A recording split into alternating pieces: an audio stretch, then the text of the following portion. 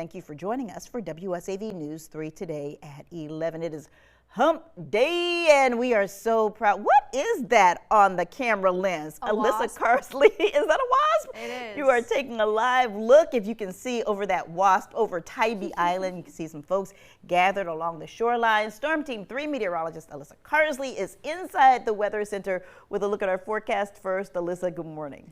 Hey, good morning, Kim. It just looks like the wasp wants its 15 minutes of fame, and it's getting that right now. However, the main fame for our weather story is going to be this area of low pressure that's just off the coastline of Texas. This could potentially be our first tropical storm of the 2026 hurricane season, and a very short-lived one. In fact, it has a very small window of becoming a tropical storm later on today before it makes its way across Louisiana and then falls apart. But it will be giving us that extra bit of tropical moisture from tomorrow into Friday. As of right now, we're looking at that temperature at 82 degrees and mostly cloudy sky, feeling more so like the upper 80s, and we'll continue to see a little bit more of that humidity return after a brief break from that yesterday afternoon. Our high temperatures throughout the day back into the mid to upper 80s, so at least we're back below average and back below that 90-degree mark for one last day, because as that tropical moisture moves in tomorrow, of course, it'll increase the rain chance, but it'll also start to increase the temperatures. 88 degrees is the high temperature to 84 degrees in Metter and 85 degrees for the high today in Beaufort. So coming up in the complete Storm Team 3 forecast, we'll talk about that tropical storm system and, of course, look at those temperatures that continue to increase for the end of the week. Thank you, Alyssa. Topping our news this morning, WSAV is your local election headquarters. Early voting is now underway in South Carolina ahead of the state's runoff next Tuesday, June 23rd. Due to the Juneteenth holiday this Friday, South Carolina voters only have today and tomorrow to cast their ballots in advance of the runoff election. Suggested hours are from 8:30 until 5, but be sure to check with the election office in your county on exact times and locations to vote early. Turning now to the Peach State and the results from yesterday's runoff election, as we are now another step closer to finding out who will succeed Governor Brian Kemp. Businessman Rick Jackson defeated Lieutenant Governor Burt Jones in the Republican runoff race, taking 53% of the vote. Jackson advances to take on Keisha Lance Bottoms in November. Bottoms won the Democratic nomination for governor during the primary runoff, avoiding a primary runoff, that is. Turning now to the race for lieutenant governor in the Democratic runoff, Josh McLaurin defeated Nabila Parks. McLaurin took 55% of that vote. The Republican candidate for November was also decided yesterday. Greg Dolezal defeated John Kennedy by more than 58,000 votes. Dolezal now advances to the general election to take on Josh McLaurin. In the races to replace current Secretary of State Brad Raffensperger, Tim Fleming dominated the Republican runoff against Vernon Jones, with Fleming capturing 65% of the vote. On the Democratic side, it was another runoff runaway as Penny Reynolds defeated Dana Barrett by a margin of more than 100,000 votes. Reynolds' win sets up a November matchup against Tim Fleming. Turning now to another hotly contested race in the state's runoff, the battle for Georgia's first congressional district seat, which has been held for years by Buddy Carter. Carter vacated that position to run for Senate, but ultimately fell short in that bid. It was Amanda Hollowell defeating Joyce Griggs by about 1,400 votes. Hollowell spoke with us live last night during our News 3 at 11 broadcast following her big victory. I'm just excited and thankful. You know, folks really showed up for me, especially in runoffs. It's hard to get people to come back, and my voters came back, and that speaks volumes to the campaign that we ran. Now, do you have a message for your opponent tonight following this election? Listen, I always want to thank folks who are veterans for their service. Joyce ran a great campaign. She's been running for multiple times, and so she is seasoned at this.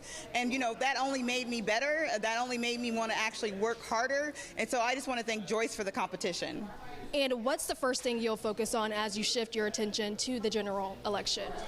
The first thing we have to focus on is how to get out to those rural areas, how to talk to those voters, and how to explain why this matters in the moment. But also make sure that we're hearing them and they feel heard. You know, folks right now have a lot of pain points. They have, you know, they feel abandoned. They feel a void in what folks who are elected officials are listening to them. And I want to fill that void for those folks and make them feel that they've been seen and that they've been heard. We also spoke with Hollowell's opponent, Joyce Griggs, following the results of the runoff. Well, I still thank my supporters for coming out, okay? And bottom line is, I would never stop serving.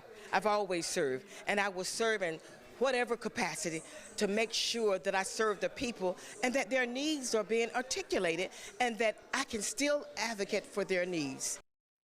Hollowell will represent the Democratic Party in the 1st Congressional District race against Jim Kingston. Kingston won the Republican nomination outright during Georgia's primary last month. You can find a full breakdown of results from yesterday's runoff in Georgia and stay up to date on happenings ahead of South Carolina's runoff next week by going to our website at wsav.com/electionhq. Well, in just a matter of hours, members of the Georgia legislature will reconvene for a special session called by Governor Brian Kemp. The majority of discussion is expected to involve possible changes to the congressional map ahead of the 2028 election.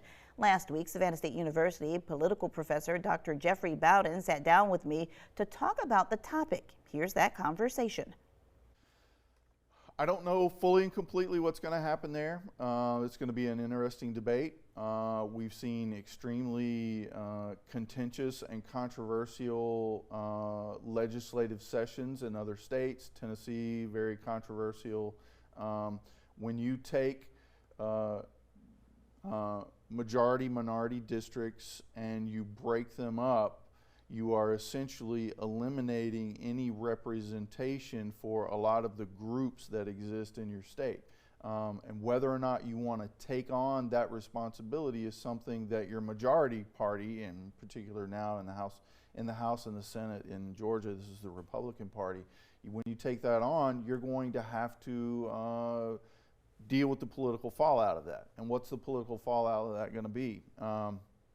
It's hard to tell at this particular point, but to have a state like Georgia that is essentially a 50-50 toss-up in a lot of our statewide elections, you are taking on an enormous risk by diluting votes in particular districts. And when you dilute those votes, your own majority vote, in order to dilute the minority vote, you run the risk in what we call wave elections of losing all of that ground. And so these have various sorts of names. The whole redrawing process we call gerrymandering, right? The term that political scientists use when you over gerrymander is called a dummy mander, right?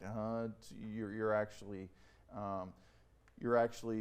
trying to attempt to advantage yourself, and what you end up doing is disadvantaging yourself. Our state legislature is going to have to deal with all of that. They're going to have to think through all of those sorts of things if they're going to make it happen. Of course, we'll be following the happenings during Georgia's special legislative session and pass along any updates both on air and online. Stay with us. You're watching WSAV News 3 today at 11.